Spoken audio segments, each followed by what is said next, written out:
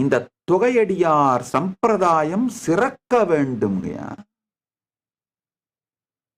தொகையடியார் சம்பிரதாயம் சிறக்க வேண்டும், தொகையடியார் சம்பிரதாயம் மலர வேண்டும்.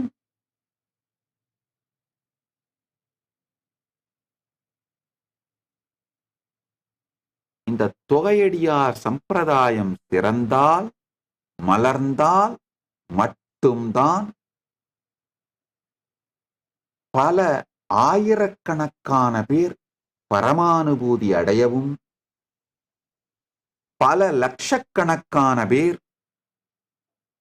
இறை உணர்வோடு வாழவும், பல கோடிக்கணக்கான பேருக்கு